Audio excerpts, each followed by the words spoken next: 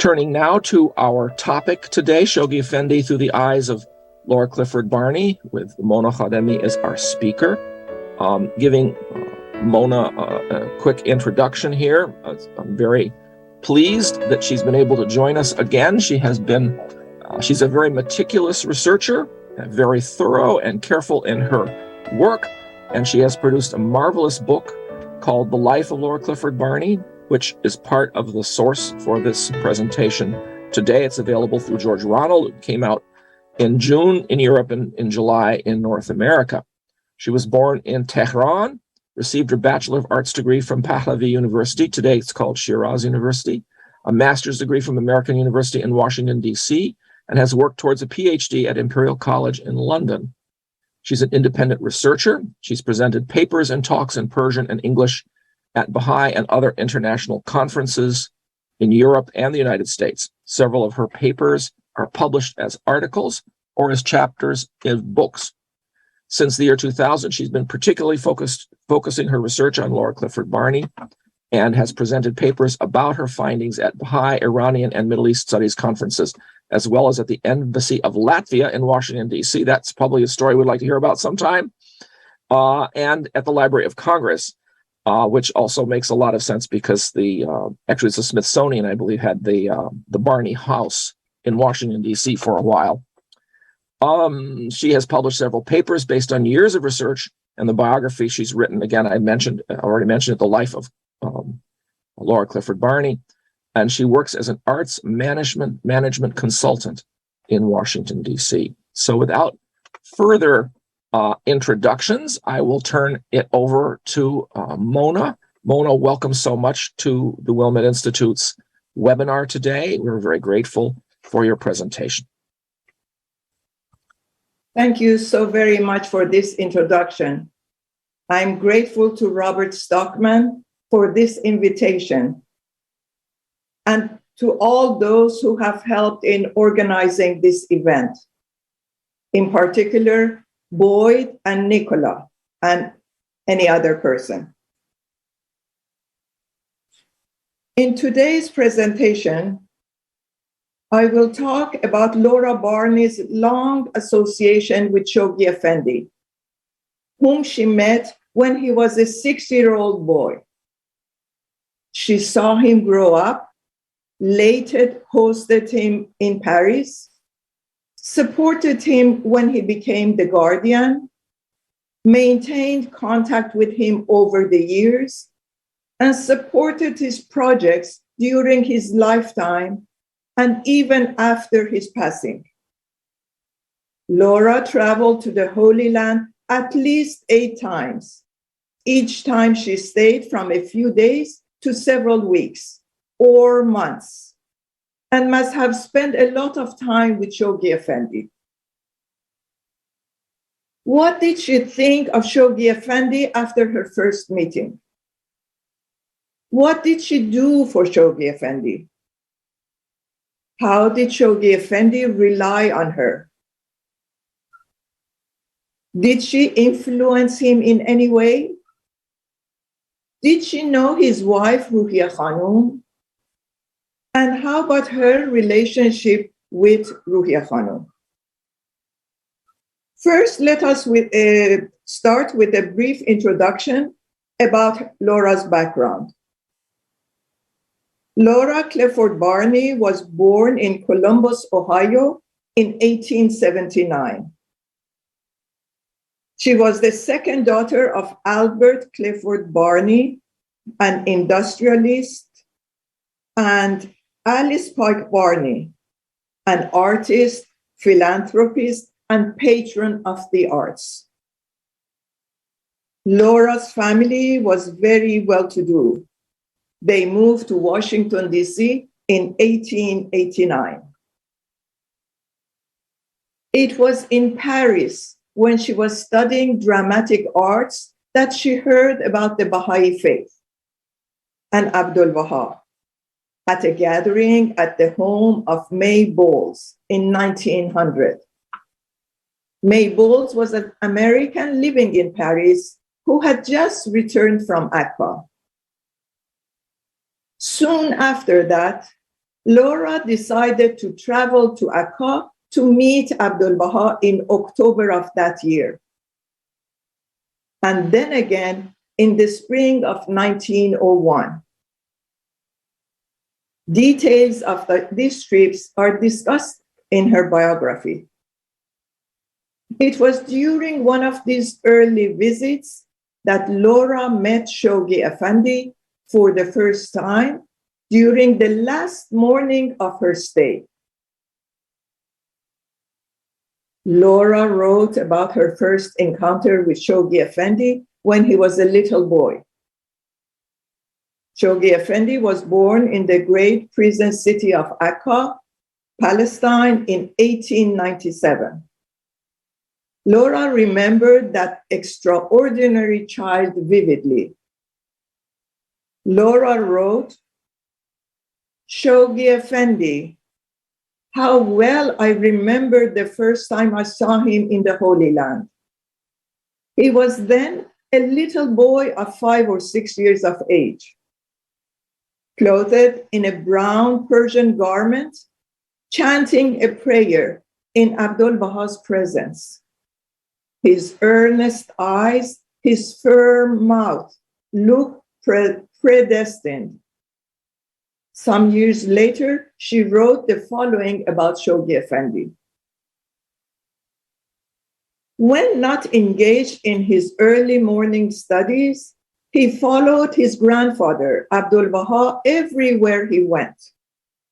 He was like his shadow and passed long hours seated on the rug in the manner of the East, listening quietly and silently to every word Abdu'l-Baha uttered.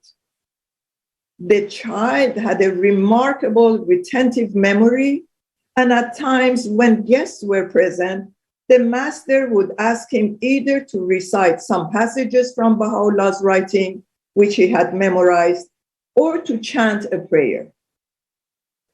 It was very moving to hear the limpid crystal chanting of that child, because all his being and soul were engaged in communion with God. Eagerness was ever present and animated him like a flame of fire in all he did.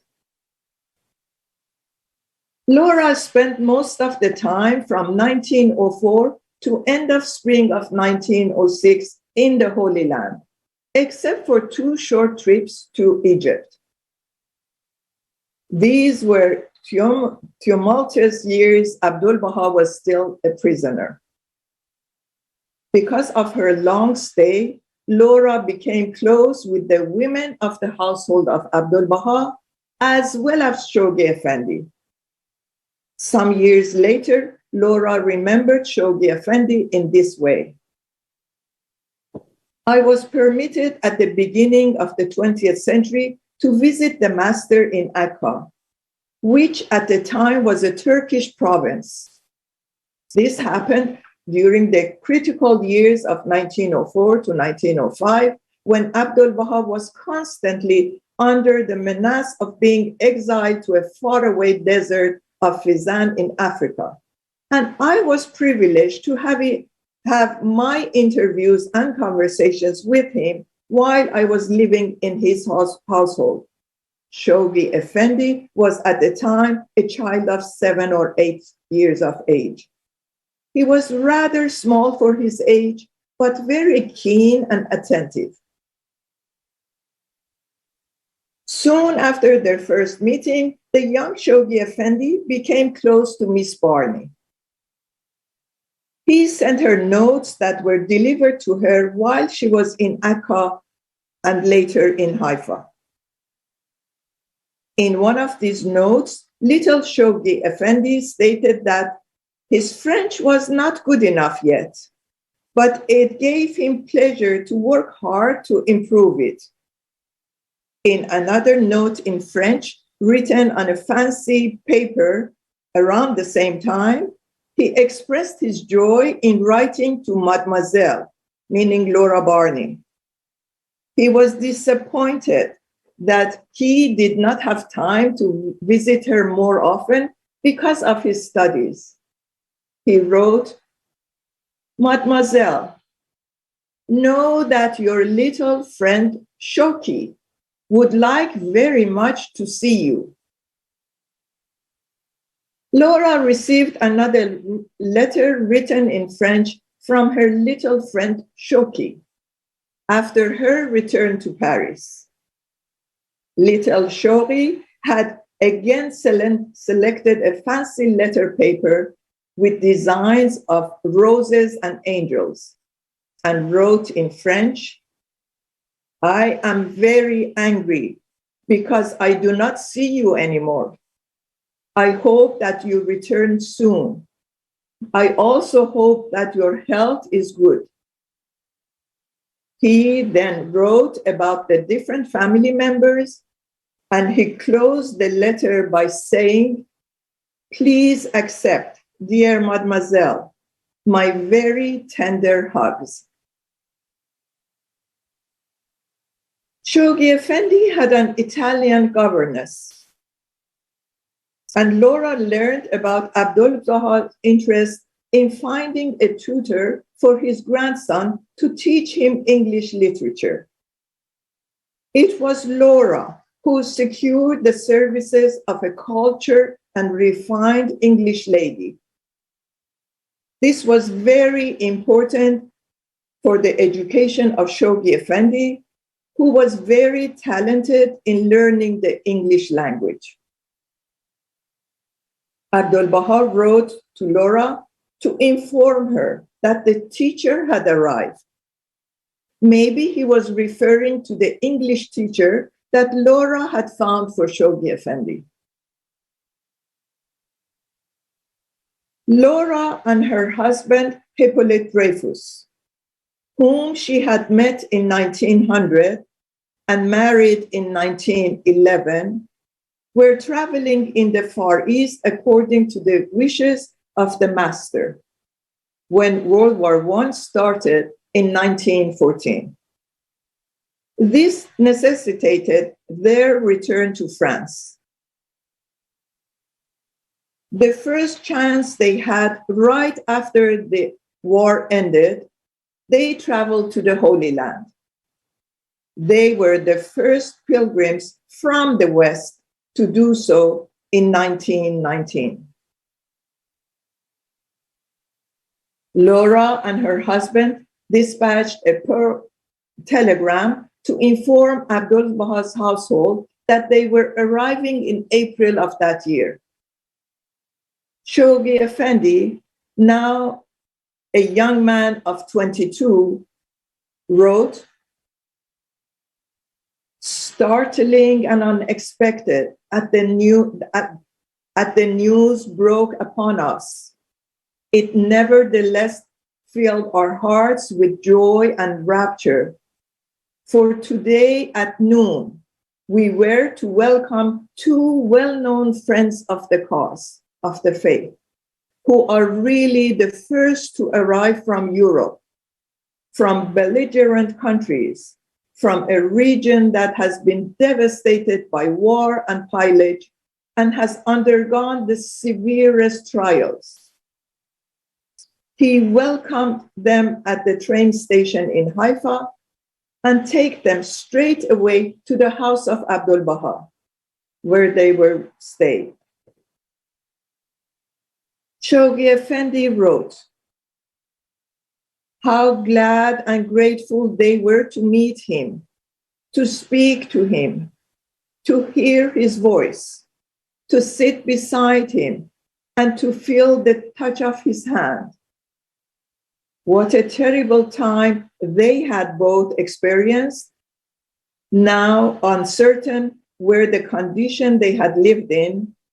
How strenuous was the Red Cross relief work for the refugees that had been undertaken by Mrs. Dreyfus-Barney throughout the war, and how delicate and even perilous had been the situation in which Mr. Hippolyte Dreyfus had often found himself, once taken to China, and there falling into trouble with the Germans, and the story of his return safely to Europe once guard of the railway service, and then once censor in one of the south of France French departments, at which latter post he had been of service to the cause.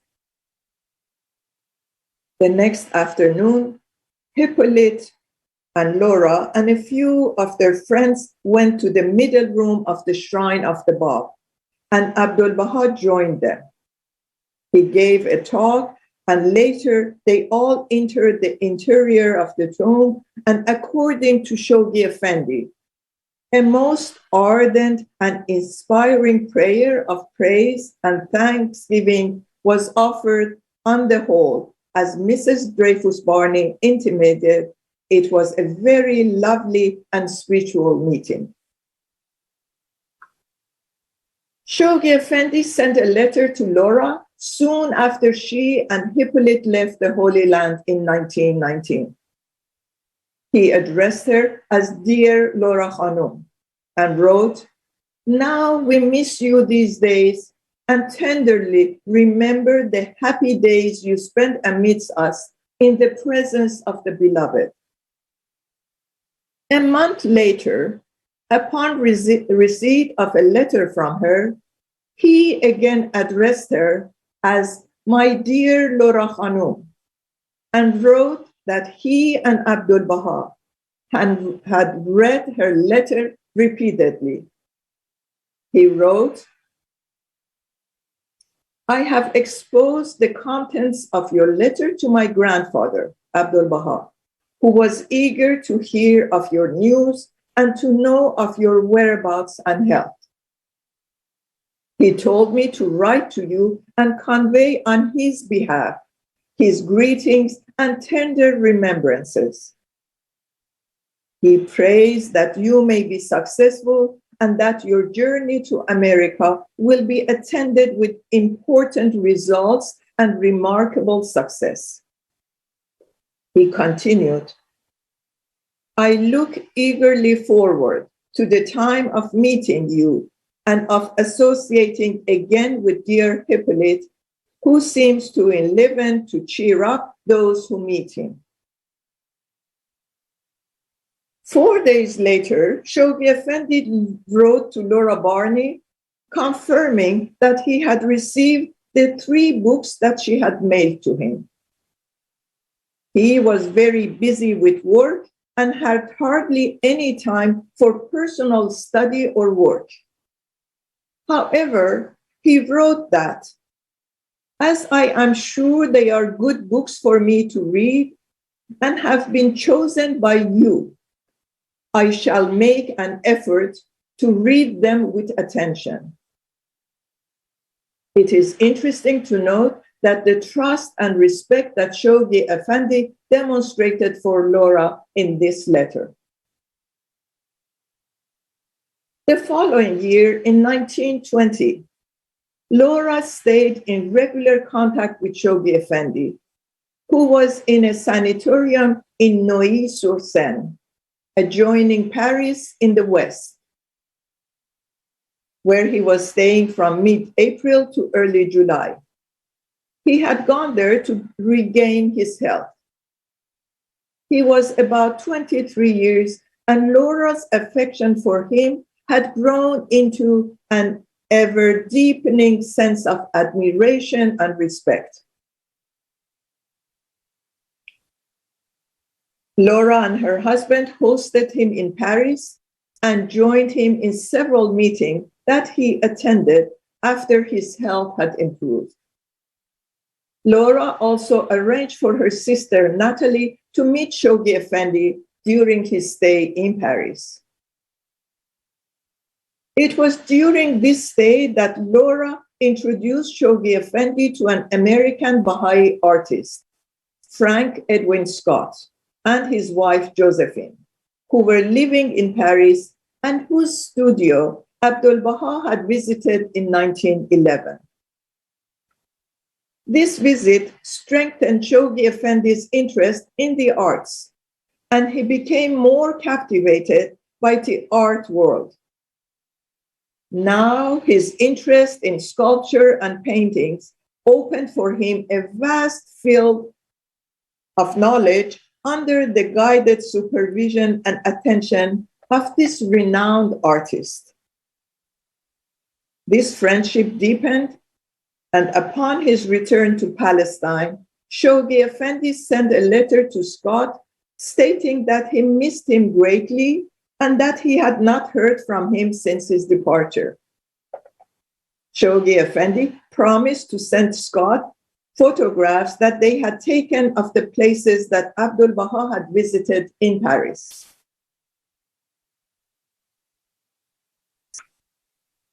In late 1920, Laura and her husband resumed their journey to the Far East to continue with the trip that they had been cut short when World War I started. It was in Burma that they heard the sad news of the passing of Abdu'l-Baha. This must have been a devastating news. Right away, they asked Abdu'l-Baha's household if they should abort their trip and join them. But it seems that they were advised not to do so. They continued their travel, and while they were in Calcutta, India, they received several cables from Haifa. Perhaps those cables included the one from Shoghi Effendi, inviting them to join in Haifa for consultation in February of 1922. They cut their visit across India short and went to the Holy Land. Shoghi Effendi had invited several capable and experienced Baha'is to Haifa to consult on the future of the Baha'i faith. The Dreyfus-Barneys were among the invited representatives that included Lady Blomfield, who had returned with him from England, Ethel Rosenberg, Major Tudor Pole from England, Imogen Hogue, with whom Laura had traveled to Accra, Roy Wilhelm, Mountfort Mills, Mason Remy from America, and Consul Albert and Alice Schwartz from Germany. All these Western Baha'is now shared their grief in the company of the friends and consoled Shoghi Effendi. He discussed with them the need to develop the administrative foundation for the eventual election of the Universal House of Justice, the international governing body of the Baha'i faith. Laura informed her sister that the master's family was filling the great vacancy left in their lives by continual activity in carrying out his wishes, and that some friends from different countries have gathered here to consult with them and with Shoghi Effendi. She says, the grandson that you met in Paris over a year earlier, for that the cause must now enter a new phase. It was after the death of his grandfather that Shoghi Effendi became the guardian of the Baha'i faith in 1921.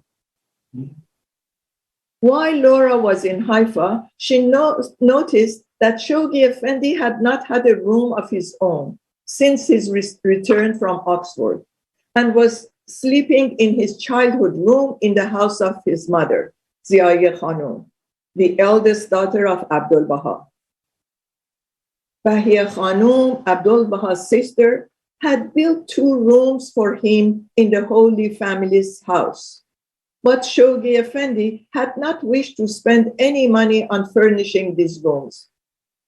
They stayed there until the day Laura went downtown and bought some furnishings and a floor covering. And because they were given from her, he gave in. Shoghi Effendi sent her a thank you letter afterwards. May I, before concluding, express my belated thanks to dear Laura Khanom for the admirable furniture she has arranged in my study, of which I am now making full and constant use.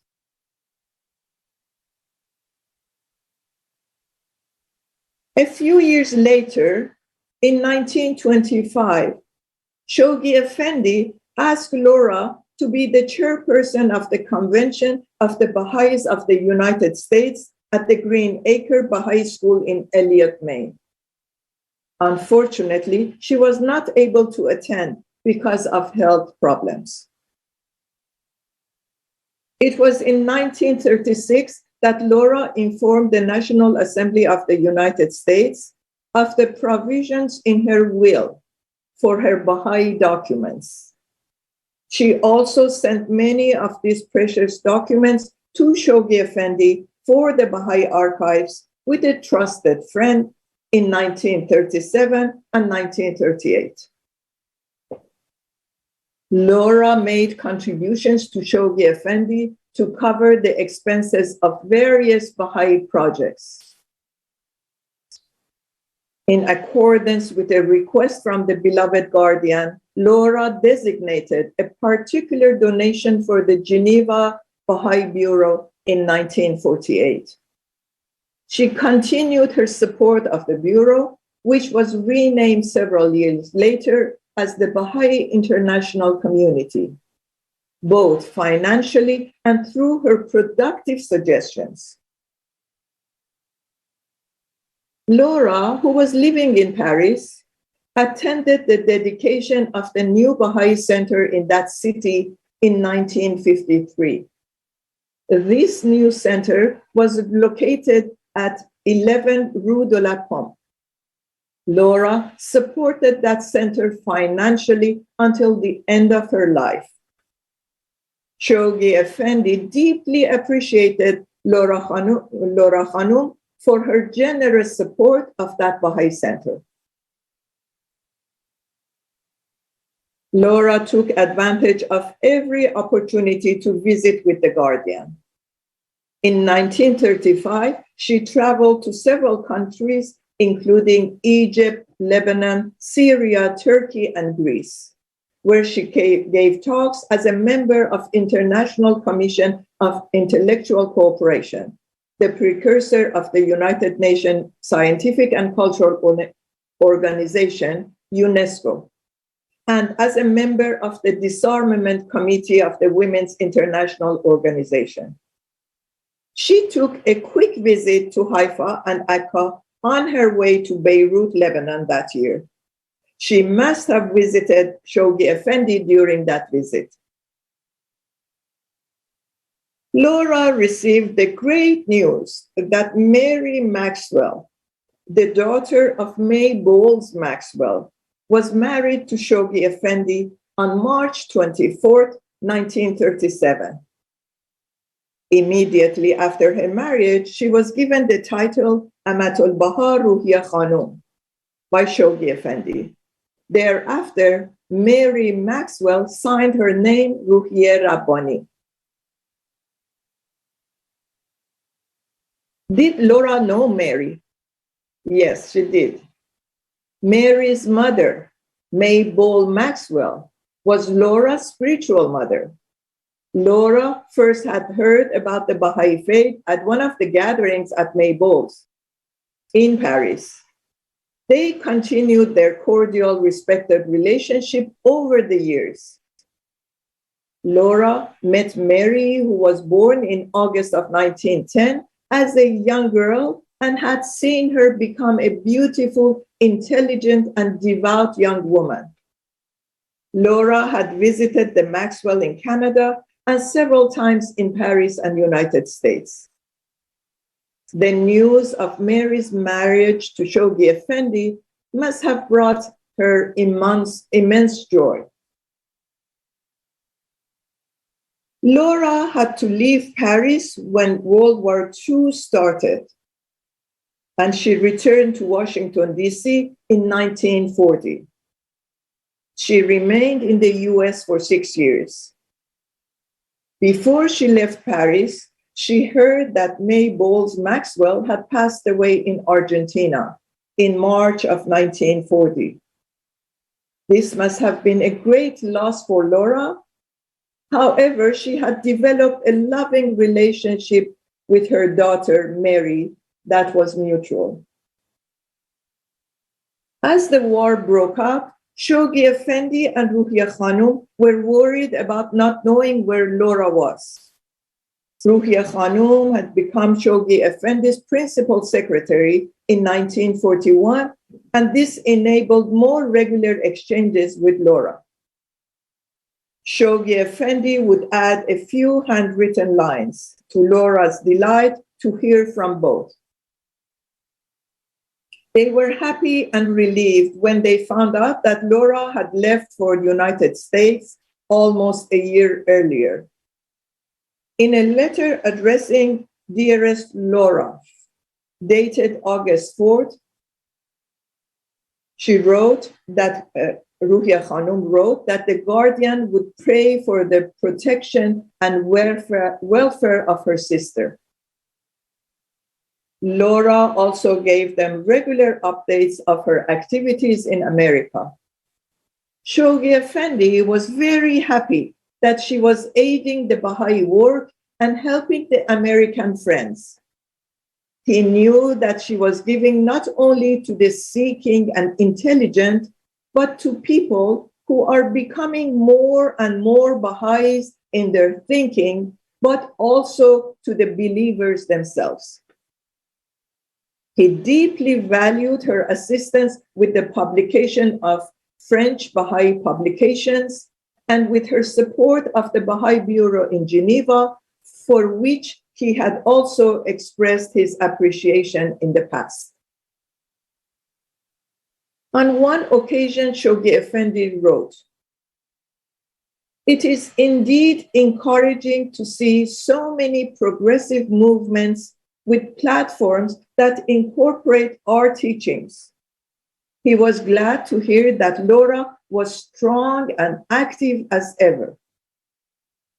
He requested that Laura attend the celebration of the centenary of the birth of the Baha'i faith that was to be held at the Baha'i House of Worship in Wilmette, Illinois, in May of 1944. The guardian and Ruhia Khanom were happy that Laura had been present at that glorious centenary convention." The three of them continued their close correspondence until the war was over.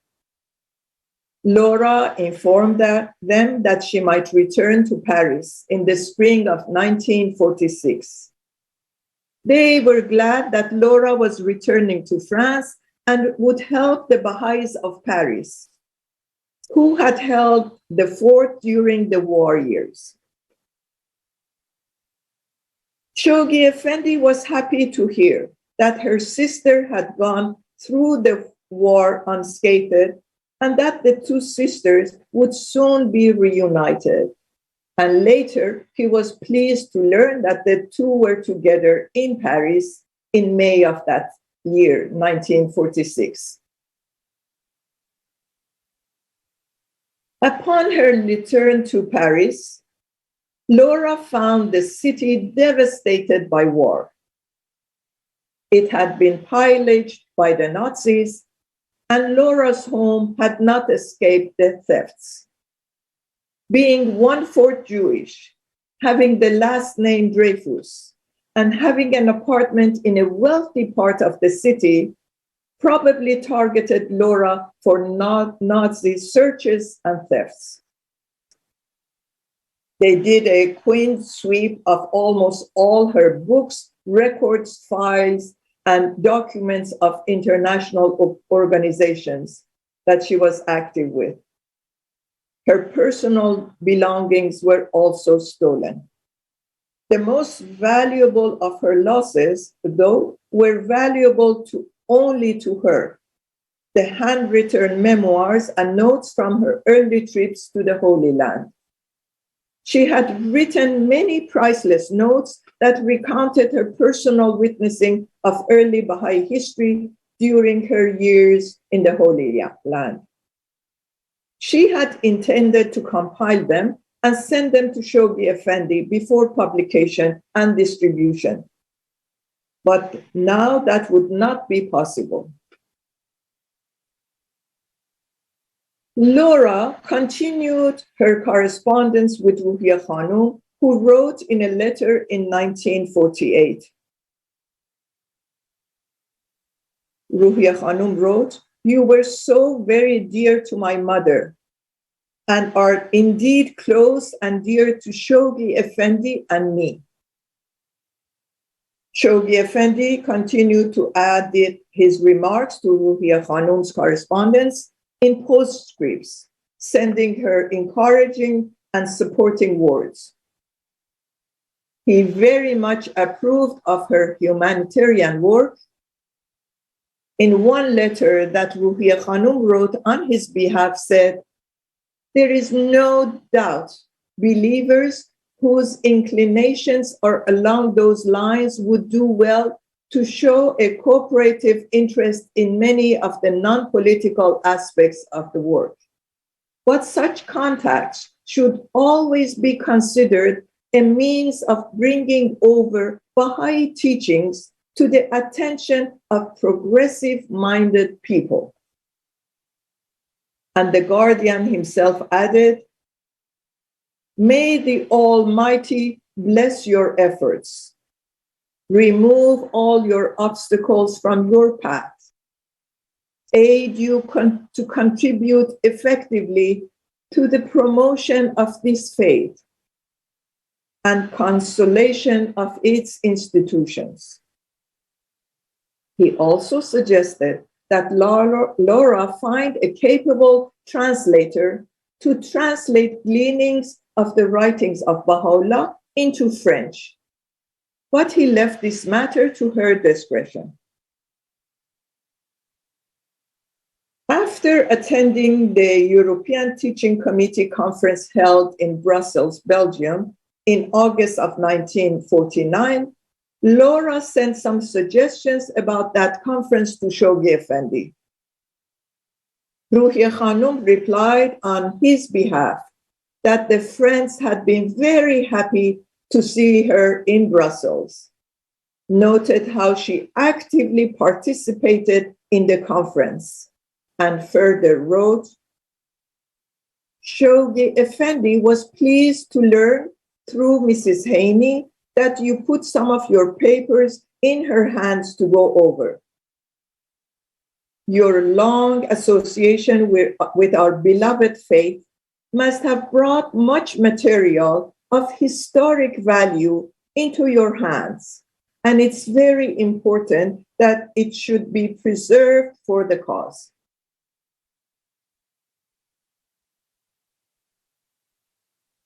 Laura's beloved Shoghi Effendi passed away in London on November 4th, 1957. His passing must have been a very difficult loss for her. Much to her regret, however, she was unable to attend the funeral, possibly because of health issues that had started the previous year. She urged the National Spiritual Assembly of the British Isles to inform her about the passing and the details of the funeral services. She must have sent a letter of condolence to Ruhiya Khanom that November, since she received a reply and she was touched deeply to hear so quickly from Ruhiya Khanom. Laura sympathized with Ruhiya Khanom and wrote that, "To a certain extent, I can appreciate your heartbreaking situation. Still, we both believe in the power of the Spirit, and it is only through this power that you can continue to live your share of the allotted plan which the courageous guardian has made possible through his sacrifices, projects, and achievements." Laura had met Shoghi Effendi when he was a little boy, had been in touch with him all his life. Their correspondence had continued throughout the years. Shoghi Effendi had respected and admired her greatly. Once, Laura received a one-line telegram from The Guardian in 1955 that simply said, Laura Barney, loving remembrance shrines, Shoghi.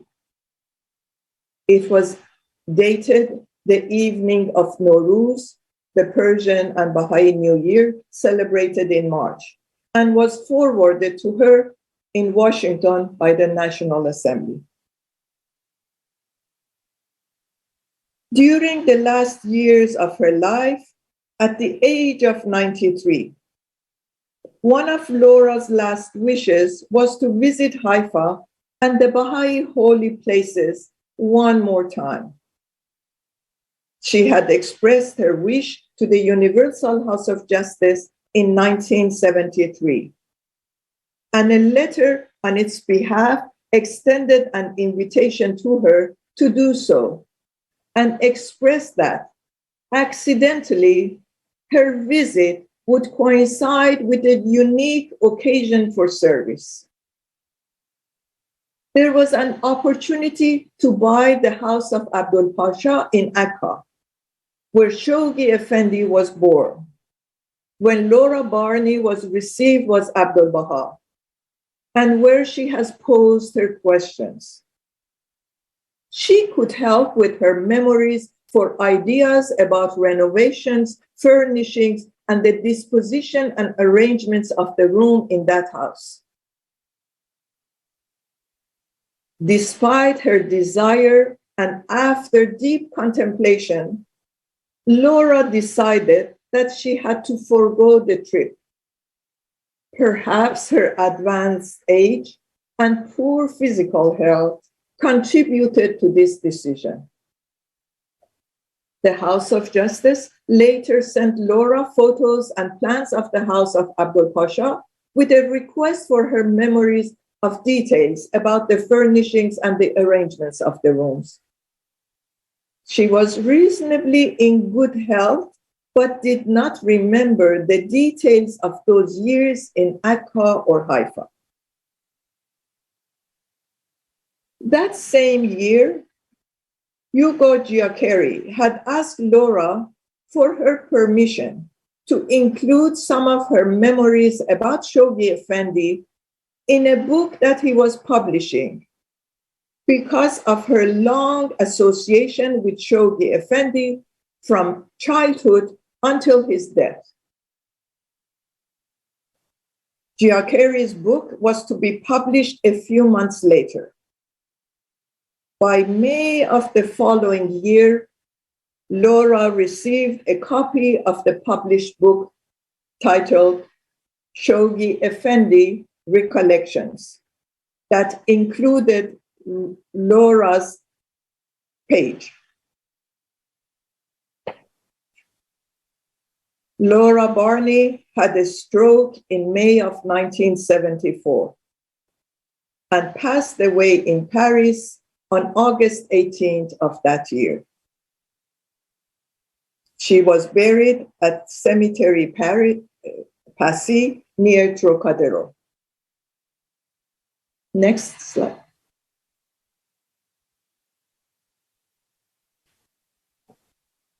This was the story of Shoghi Effendi through the eyes of Laura Barney, an American woman who knew him from boyhood, young adulthood, and through his guardianship to the end of his life. She remained as devoted to him as she had been to his grandfather, Abdu'l-Baha.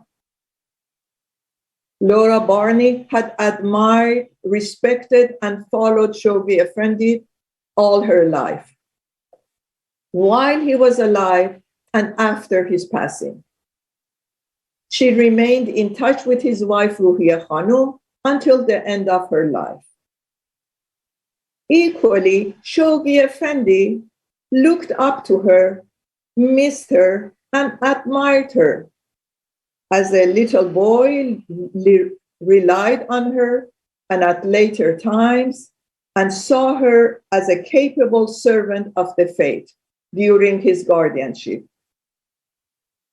He believed in her capabilities, and he recognized her most significant achievement, the compilation of some answered questions, and placed great importance on it. This is what Shoghi Effendi wrote about some answered questions. It was at this juncture that celebrated compilation of his table talks, published under the title Some Answered Questions, was made, talks given during the brief time he was able to spare, in the course of which certain fundamental aspects of his father's faith were elucidated. Traditional and rational proofs of its validity adduced, and a great variety of subjects regarding the Christian dispensation, the prophets of God, biblical prophecies, the origin and condition of man, and other kindred themes authoritatively explained. Shoghi Effendi wrote about a translation of some answered questions. It is hoped that the new translation will assist future generations to access this inexhaustible mine of knowledge regarding basic spiritual, ethical, and social problems. Also written on behalf of Shoghi Effendi to a Baha'i friend in 1951 were these thoughts. He thinks that some answered questions is more important in teaching the work than Paris talks, and recommends to get some answered questions out first. A few years later, in 1957, Shoghi Effendi wrote to a Baha'i that he felt the urgent need now is to get out some answered questions, which is one of the most important books for a proper study of the faith. When this has been printed, the next publication of the master's work can be considered.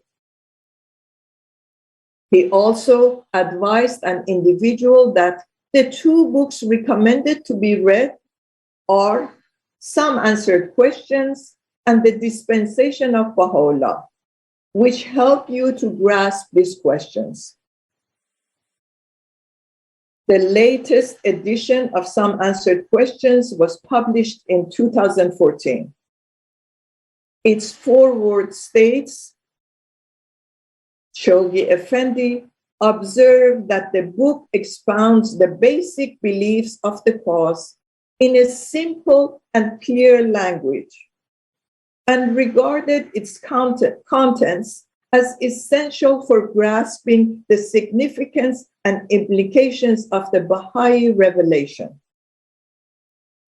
He wrote in a letter that in this book, one will find the clue to all perplexing questions that agitate the mind of man in his search after true knowledge.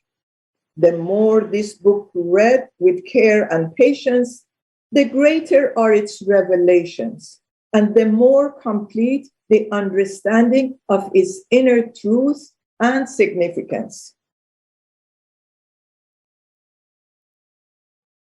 I would like to end my talk by stating that Shoghi Effendi, when recording the names of those persons who had been instrumental in the West for the rise of the faith, referred to Laura Barney as someone whose imperishable service was to collect and transmit to posterity in the form of a book, entitled Some Answer Questions, Abdu'l-Baha's Priceless Explanations, covering a wide variety of subjects.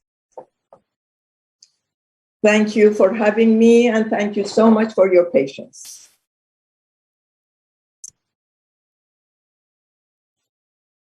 Thank you so much, Mona. I'm really sort of overwhelmed. Such a marvelous summary, so many amazing details. Really, I'm immensely appreciative that you've provided us with this portrait of not only of Shoghi Effendi, but also, again, a portrait of Laura Barney. It makes me wonder whether if she had passed away 20 years earlier, she would have been declared a hand of the cause. You know, I mean, really, the kind of services that she gave, her devoted dedication to the faith, her incredible knowledge of the faith, East and West, her knowledge of the languages, and her really intimate familiarity with Shoghi Effendi's his entire life. What greater bounty is there than this, really? And so I'm very grateful that you've been able to give us this view of her. We have one question already in the Q&A, and I want to encourage people to pose some questions. I have one as well, but I'll start with the one in the Q&A here. And that is just, it says, the person says, be helpful to include the free automatic closed captions. But I think that we probably have a way of turning those on, actually. So Boyd might have had a chance to see this and can respond to that later. My question is, where did the letters of Shoghi Effendi to her come from? Are these in her papers? It's quite nice to see young Shoghi Effendi writing in French. That's really quite precious. I have the folder right in front of me. I think some of the correspondence is from the Baha'i archives in France. Some are from United States, and some are from the archives from her sister. Majority that I have printed are from the Baha'i archives in France, but I have a lot of other references which are not from that archives. How many times do you think that she met Shoghi Effendi? You know, at the beginning, I said she went on pilgrimage 8 times. It was 8 times while Abdu'l-Baha was alive.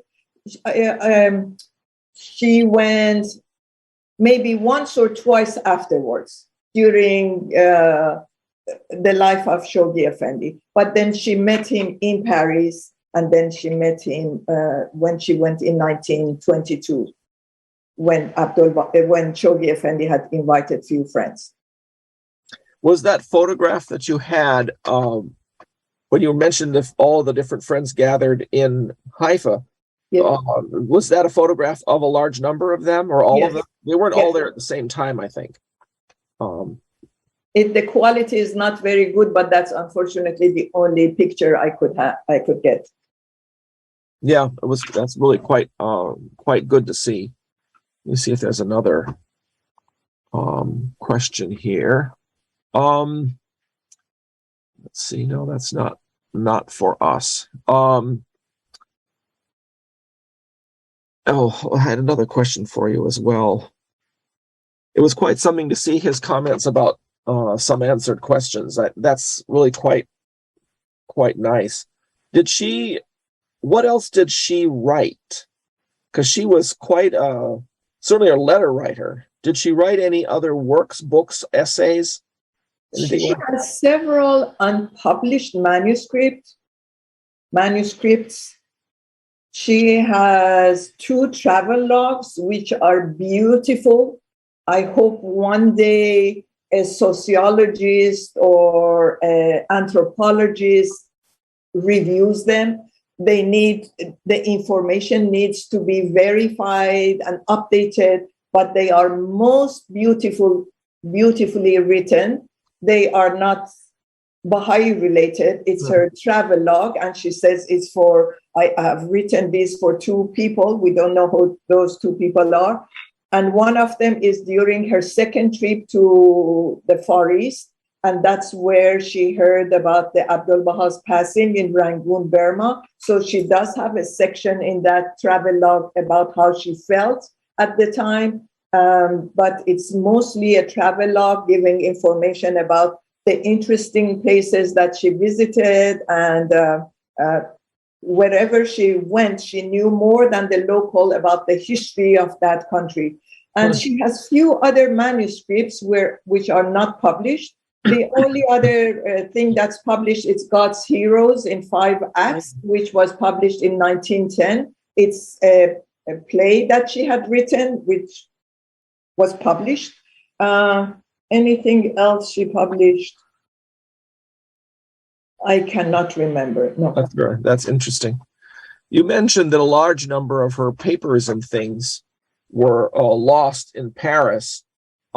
Did she have any that, I gather the International Baha'i Bureau, she was a major supporter for the International Baha'i Bureau. Was she actually working for it in Geneva, or did she just work in Paris? In Geneva. She was in Geneva for that. Yeah. And I gather a lot of those papers have disappeared as well, unfortunately. We don't know how to reconstruct what the Bureau was doing. That was, there were some that were, her papers were stolen in Paris, and also the French archives between 1940 and 1946. I think they lost some of their documents as well. When I started my research, I didn't have access to any of those documents, and I haven't been able to find any. But some of her personal items, they show up online. There are certain places that I have been able to find a few items that were stolen from her apartment, personal items like jewelry and some early editions of books like their Bustan or Golestan by Sadi, a famous Persian poet. And several other items have been found. So I think I referred to them. The exact list is in her biography. Oh, intriguing. Aziz asks whether she had any children. She did not. She didn't have any children. And another person asks whether there are other family members around. Somebody contacted me recently, and she said that she is a relative of Laura Barney.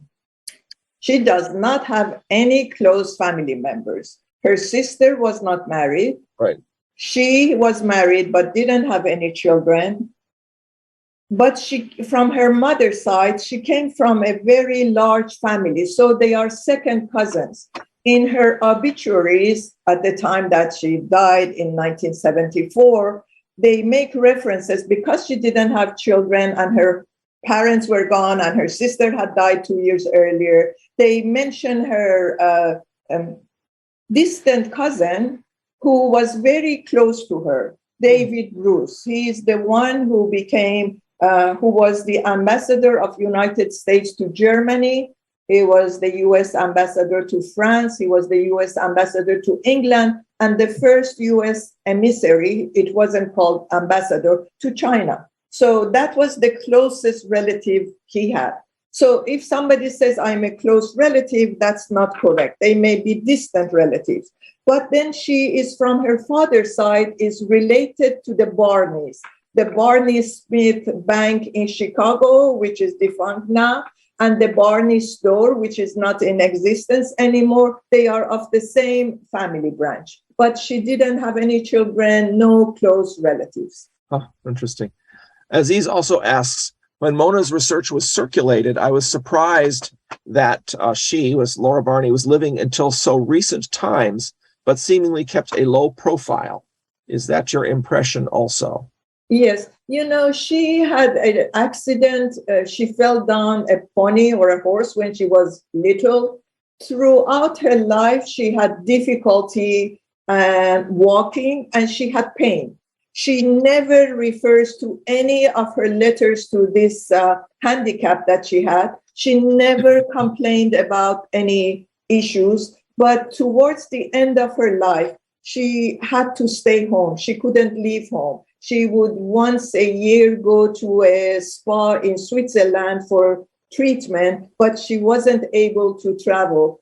It was for the same reason she wasn't able to go to for Shoghi Effendi's funeral. She wasn't able to go to the First World Congress in London. She was invited to go back to Iran for a conference of International Council of Women. She desperately wanted to go, but her health did not allow her. Mentally, she was active until almost the end of her life, until her stroke in May, but her physical health was not that great. She had difficulty moving. So from a certain time, while she was living in Paris, she only allowed people to come during certain hours of the day, and only she would meet few people that she could manage to see and not be very active physically. That sounds like the description of her that I heard from Jack McLean, who was able to visit her in Paris, that she was, I think she may have been even in bed when he visited her. I'm trying to remember. No. Or pretty limited in what she could do anyway. Farzad asks whether you could elaborate more about her husband and his life. There is a full biography of Hippolyte Dreyfus, which is published a year ago. It's in French, and I hope somebody translates it.